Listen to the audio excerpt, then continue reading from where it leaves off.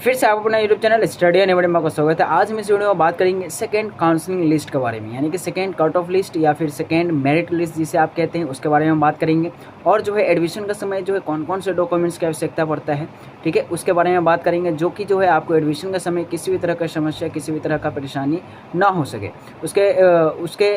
बारे में बात करेंगे, क्या क्या डॉक्यूमेंट्स लेके जाना है आपको। ठीक है, तो वीडियो को जो है शुरू से लेकर अंत तक देखना है। अगर अभी तक हमारे चैनल को सब्सक्राइब नहीं किए तो सब्सक्राइब करते हैं, साथ के साथ बेल आइकन दबा दे, जिससे नोटिफिकेशन आपको अभी ऑन टाइम मिल जाए। तो सेकेंड काउंसलिंग लिस्ट बहुत सभी स्टूडेंट का जो है बहुत ही बेसब्री से इंतज़ार था कि मेरा नाम आएगा नहीं आएगा, या फिर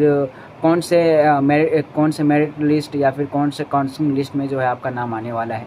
तो फिलहाल जो है सेकेंड मेरिट लिस्ट, जिसे आप सेकेंड काउंसलिंग लिस्ट कह ले, या फिर सेकेंड मेरिट लिस्ट कह ले, या फिर सेकेंड कट ऑफ कह ले, वो जो है आपका डिक्लेयर हो चुका है। आप जो है इसके ऑफिशियल वेबसाइट यानी दिल्ली ITI के ऑफिशियल वेबसाइट पे जाके जो है आप उसको मेरिट लिस्ट चेक कर सकते हैं। और जो है आप अपने जो लॉगिन ID है उसको लॉगिन करके जो है आप अपना मेरिट लिस्ट या फिर कौन से ट्रेड में या फिर कौन से इंस्टीट्यूट में जो है आपका नाम आया है वो जाके आप चेक कर सकते हैं। जिसका नाम आया है,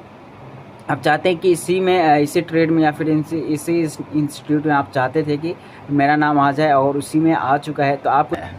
और जिनका नाम आ जाता है उसको जो है कौन कौन से डॉक्यूमेंट्स लेके जाना है, जिस ट्रेड में आया है या फिर जिस ITI में आया है वहाँ पे जाके जो आपको फिजिकल रिपोर्टिंग देना होता है। तो वो कौन कौन से डॉक्यूमेंट्स है जो कि आपको लेकर जाना है, ठीक है, और उसके फ़ोटोकॉपी भी और भी कई सारे डॉक्यूमेंट्स है जो कि स्टूडेंट जब वहाँ पे पहुँच जाते हैं तो उनके पास नहीं होता है। तो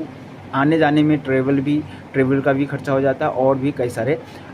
हो जाता है। तो ये डॉक्यूमेंट्स आपको ध्यान रखना है, जो कि आपको जो है एडमिशन के समय आपको किसी भी तरह का परेशानी, किसी भी तरह का दिक्कत ना हो। तो पहला जो है डॉक्यूमेंट्स ये है अलॉटमेंट लेटर। ये कहाँ से मिलेगा आपको? ये आपको जो है जब आप लॉगिन पासवर्ड वगैरह डालेंगे, जब आप फ्रीज करेंगे तो वहाँ से जो है आपको अलॉटमेंट लेटर मिल जाएगा, जिसमें जो है उसमें मेंशन होता है आपको कौन से राउंड में, ठीक है, और कौन से ट्रेड में और कौन से इंस्टीट्यूट में आपका जो है नाम आया है, उस लेटर में सारा चीज़ मेंशन होता है। ठीक है, तो ये लेटर आपको प्रिंट निकलवा लेना है। ठीक है, जैसे निकलवा लेंगे उसके बाद जो है आपको दूसरे नंबर पे याद रखना है ओरिजिनल डॉक्यूमेंट्स वे सभी रखना है जो कि आपने जब आप फॉर्म फिल किए थे उस समय जो है ये डॉक्यूमेंट्स के रिक्वायर्ड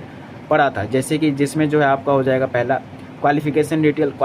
डिटेल में, जैसे कि 10th क्लास का आपने लगाया होगा या फिर 8th का लगाया होगा या फिर 12th का लगाया होगा, जिस बेस पे भी भरे थे उसका जो है आपको सर्टिफिकेट ले लेना है, ओरिजिनल भी और उसके फ़ोटोकॉपी भी, दोनों आपको रखना है। ठीक है, उसके बाद जो है दूसरा जो है कैटेगरी यानी कास्ट सर्टिफिकेट में, या फिर आप जिसे कैटेगरी सर्टिफिकेट भी कहते हैं, जिसने SC ST OBC ये सब उन्होंने फिल किया था, अप्लाई किया था, तो उस समय जो है उन्होंने फॉर्म भरा होगा और अपलोड किया होगा, तो वो आपको ओरिजिनल डॉक्यूमेंट्स भी रखने हैं और प्लस में जो उसके फ़ोटोकॉपी भी करवा लेना है। ठीक है, और OBC वाले को स्पेशल ये है, ठीक है, OBC जिनका है उनका 1 ईयर के वैलिडिटी है, यानी कि आपने हाल फिलहाल में ही 1 साल के अंतर्गत ही आपने बनवाया है, तो उसके लिए जो है एनसीएल के लिए कोई आवश्यकता नहीं है। और जिनका 1 साल से पुराना OBC सर्टिफिकेट है उनको जो है एनसीएल बनवाना बहुत ही ज़्यादा ज़रूरी है, तो वो आपको जो है एनसीएल सर्टिफिकेट भी लेके जाना है जिनके पास OBC है। ठीक है, ये समझ में आ गया होगा। उसके बाद जो है तीसरा आपने सब कैटेगरी लगाया है, जो भी जैसे कि आपके कोई यानी कि आपके फैमिली में जो है ITI में नौकरी करने हैं, नौकरी पेशा है, या फिर आप कश्मीर से या फिर असम से, इस तरह से जो है आप बिलोंग करते हैं, वो आप जाके इसके पोर्टल पे जाके चेक कर सकते हैं कि सब कैटेगरी सर्टिफिकेट में आपने फिल किया है, तो वो आपको डॉक्यूमेंट्स ओरिजिनल भी फ़ोटोकॉपी दोनों रख लेना है। ठीक है, उसके बाद जो है आपको मेडिकल सर्टिफिकेट बनवाना होता है, मेडिकल फिटनेस सर्टिफिकेट बनवाना होता है, जो कि जो है आपको जो है इसके पोर्टल पे जाके जो वो फॉर्म आपको डाउनलोड करना होता है। मेडिकल फिटनेस सर्टिफिकेट फॉर्म होता है, वो डाउनलोड करके जो है, या फिर आपको ITI से ही मिल जाएगा वो। ठीक है, वो मेडिकल फिटनेस सर्टिफिकेट का फॉर्म ले लेंगे और वो फिल करवा के अपना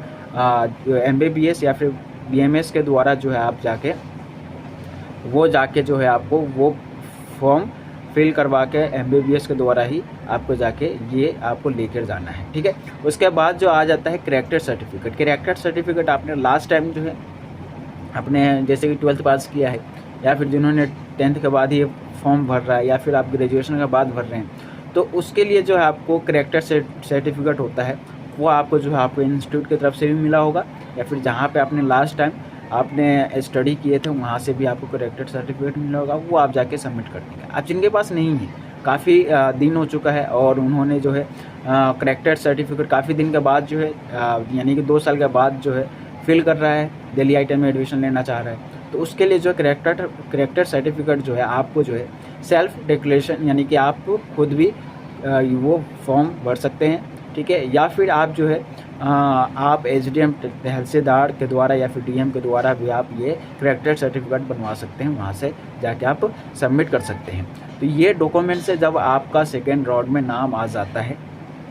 तो ये सारे डॉक्यूमेंट्स आपको लेकर जाने हैं, ठीक है। ये आपको ध्यान रखना है, और भी कई सारे डॉक्यूमेंट छूट जाएगा तो आपको जो है मैं डिस्क्रिप्शन में या फिर कमेंट बॉक्स में डाल दूंगा, वो आप जाके देख सकते हैं। या फिर इसके ऊपर जो है मैंने एक सूटेबल वीडियो बना रखा है, वो आप जाके जो है चेकआउट कर सकते हैं कि कौन कौन से डॉक्यूमेंट्स